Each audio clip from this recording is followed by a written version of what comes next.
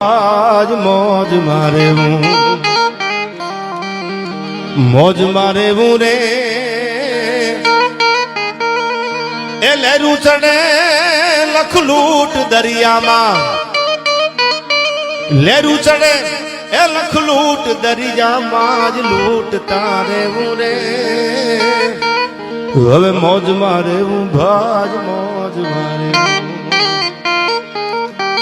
આ કડી મને બહુ ગમે છે તમને ગમશે હા થોડી વાર બધા આ હલન ચલન ઓછી કરો અમુક ઘરે કહીને આવ્યો એ હવા 2:30 થઈ ગયા છે એ નીકળી જાજો બાપા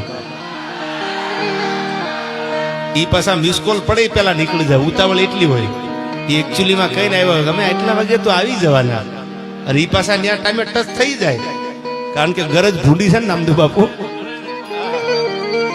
હા હવે સાંભળજો આપણા કાળજા તો જો તમે કે લાઈ લાગે આમાં તો બળે નહીં લાઈ લાગે તોય બળે નહીં પાછા આ લાઈ લાગે આમાં તો બળે નહીં એવા કાળજા કી ધારે આ દરિયો ખારો ને વીરડો મીઠો આ દરિયો ખારો ને વીરડો મીઠો એવા દાખલા દીધારે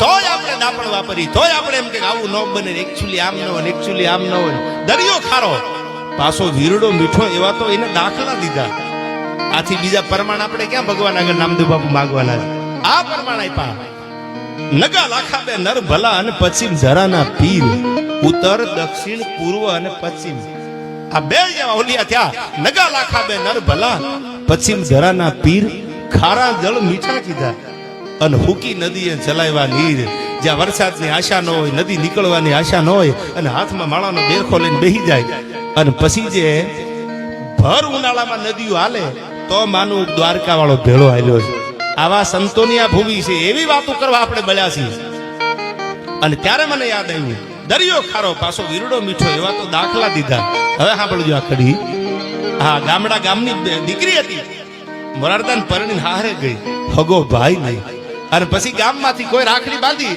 અને રક્ષાબંધન આવે તો રાખડી બાંધી દે આમ થતા વર્ષો વી ગયા પછી તો એને સંધ્યા દેખાતી એટલે કીધું કે બાપા ભાઈ મને અગ્નિ સંસ્કાર આપે ને તે જોજે હું હળગી જાય પણ મારું કાળવું નહીં હળગે હવે સાંભળજો ભાઈના અને બેનના પ્રેમ કેવા છે આ દીકરીઓ બહેનો બેઠા છે એટલે પ્રસંગ મને યાદ આવ્યો હું ઘણી વાર કહું છું કે આપણી કહેવત છે ખાળી આવે તો હાડલો લઈ જાય અને બેન આવે તો આહુડા પાડતી જાય સાહેબ દુનિયામાં જેટલું દુઃખ ભાઈ માટે જેટલો પ્રેમ બેનને છે ને એટલો હાળી નહીં હોય હાળી તો હારી હોટલમાં જમવાનું રાખો જીજુ જીજુ જીજુ કરીને ફૂગી જાય પણ બેન એક એવી છે કે તમારા દુઃખમાં ભાગીદાર થાય પરણીને હારે વહી ગયો અરે 10 વર્ષના વાણા વ્યા જાય અને પછી ખબર પડે કે મારા ભાઈને તકલીફ છે તો પેલું આહુડું બેનની આંખમાંથી પડે હાળીની આંખમાં જ ન પડે આ નક્કી કરી લેજો અને કદાચ જમીનના ભાગ પાડે મેરુભાઈ અને કીધું એક સહી કરવા આવજે તો બસમાં આવે ગાડી તો હોય નહીં ગરીબાઈ હોય એ બસમાં આવે સાઈન કરીને મોરારદાન ફાંસી વહી જાય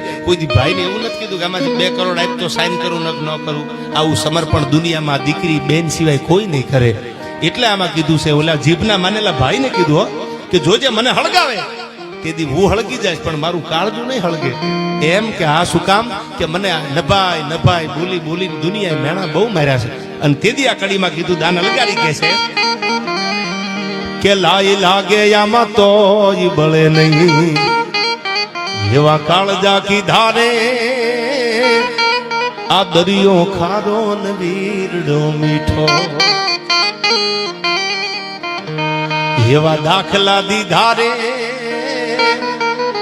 આ જીવન નથી જંજાળ જીવન છે આ જીવન નથી એ જંજાળ જીવન છે જીવવા જીવું રે એ હવે મોજ મારે ભાજ મોજ મારે એ વાગડવાળા મોજ માં રહેજો બાકી આ રૂપિયા તો ભગવાનની દયા આવી જાય એ મૂંઝાવાનું નહીં ન હોય તો એ તો એક દી અમારી આગળ ક્યાં હતા ને હજી ક્યાં કઈ ભંગ ખડકી દીધા આ તો હાલે બધા ભગવાનની દયાથી પણ મૂંઝાતા નહીં રૂપિયા હોય કે ન હોય એ તો કુદરતની કૃપા હોય ને તો સમય બલવાન હે નહીં પુરુષ બલવાન કાબે અર્જુન ને લૂટ્યા વહી ધનુષ વહી બાણ આ તો સમયના વાજા છે. એક દી ઓડિયન્સ માં બેઠા હોય, એક દી આયા બેઠા હોય, સમય બળવાન છે. અને તમારી સામે કઈ વાત મૂકું, આટલી બધી સંખ્યામાં તમે આટલા પ્રેમથી બેઠા છો ત્યારે મને એક પ્રસંગ યાદ આવે. જેમ રાજભાઈ વાત કરીને અમીરસિંહજી ગોહિલની, રણચડા મેં તમે કોઈ રોકે નહીં, મર્દ ને આસમે કોઈ મોકો નહીં, હોય જોકો ભલે આભના જેવડો, કેસરી સિંહના મન કેવડો. ત્યારે નાનો એવો પ્રસંગ મને યાદ આવે. પછી તમારે અને ઘોળો એવડી બધી થાય છે. ખબરમાં મીડિયા વાળા આવવાના વાગડમાં, એ કે આ પૈસા આવ્યા ક્યાંથી? હવે તો વાગડ વાળાને પૂછો તો ખબર પડે ક્યાંથી આવ્યા, બંડલ ક્યાંથી લઈ આવ્યા. પણ હવે હા પડજો, આ પ્રસંગ મને ગમે છે, તમને ગમશે આ વાત. એક ક્ષણિક મુલાકાત થઈ જાય. નામદેવ બાપુ હા પડજો, મેઘાણીએ લખી છે વાતું. વાગડની ધરતીમાં પગ મેલો તો બબે ડગલા હાલો એટલે પાળિયા જોવા મળે. એવી આ વાગડની પવિત્ર ભૂમિ છે. ડાયરો કરવા આવું છું, બોલું છું એટલું નહીં, હું કાયમ બોલું છું બનાસકાંઠા માટે શ્રવણભાઈ, કે ઉત્તરમાં અંબાજી આસન, ભીમાગઢ ધરણીધર, પાલનપુરમાં પાતાળેશ્વર પૂજાતા પરમેહર, અને રણના કાંઠે કરે રખોપા નડેશ્વરીથી નાતો. સૌથી ન્યારો, સૌથી પ્યારો મને મારો બનાસકાંઠો યાર. હવે બનાસકાંઠા વાળા ક્યાં ડાયરા મને બોલાવ્યો છે એના વખાણ કરું, પણ બનાસકાંઠો ધરતી એવી છે. પાલનપુરમાં પાતાળેશ્વર મહાદેવ બેઠો છે, અને રણના કાંઠે જ્યાં ભારત પાકિસ્તાનની બોર્ડર લાગી જાય અને ભરી બધું કે જ્યાં BSFના જવાનો બેઠા છે, બોર્ડર સિક્યુરિટી ફોર્સના જવાનો, ન્યા આત્મા ધુપેલિયા માતાજીના ફરે છે. ગાય જગદંબા હે 9 લાખ લોબડિયાલી. આ જે વિશ્વાસ અને શ્રદ્ધાનો દેશ છે. ત્યારે એક નાનો એવો પ્રસંગ તમને અહીંથી કહું. એવી વાતો આપણે નથી કરી. સવારમાં તમારે ભગવા પહેરી લેવા પડે ને તમે ઇમોશનલ થઈ જાવ. સવારમાં એમ થાય કે રામસાગર લઈ લઈને તમે કે રામસાગર લેવું મને લાગતું નથી આમાં. હા, તમે તો કોઈ ખામાન લેવરા હોય એવું લાગે, કારણ કે વાગડનું પાણી વટવાળું છે યાર. અને જેના પાણીમાં વટ હોય ને એના પટાધર પુરુષ કે સ્ત્રી જે જન્મે એ વટવાળા જન્મે. અને હું તો કાયમ કહું છું, સાંભળી લેજો આ, કે વીરતા પરમો ધર્મ, વીરતા પરમો ધર્મ. જે દેશમાં સિકંદર જયારે વિશ્વ વિજેતા બનવા નીકળ્યો, આ બધા વીરસની વાતો કરે એટલે ઘણા બહુ જાજુ ડિગ્રીમાંથી ડિગ્રી લીધેલા પછી એમ કે આ બધું હવે આજના છોકરાઓ માટે થોડું એકચ્યુઅલી નામદેવ બાપુ જોખમ વાળું લાગે. પણ સાંભળી લેજો, સભાનતાથી કહું છું, વાંચ્યા પછી કહું છું, કે સિકંદર જયારે વિશ્વ વિજેતા બનવા નીકળ્યો ત્યારે એને કીધું તું જે દેશની સંસ્કૃતિ, જે દેશનું સાહિત્ય નાશ થઈ ગયું હોય એ દેશને જીતવો બહુ હેલો હોય.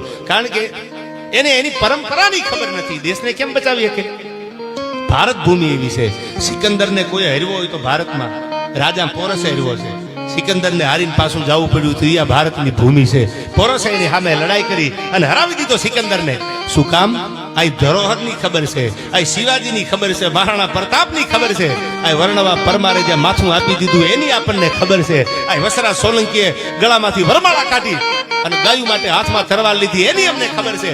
ભૂચર મોરીના યુદ્ધના મેદાનની આપણને ખબર છે, ઝારાના કચ્છમાં મેદાનની ખબર છે, અને હલ્દી ઘાટી સુધી આપણને ખબર છે.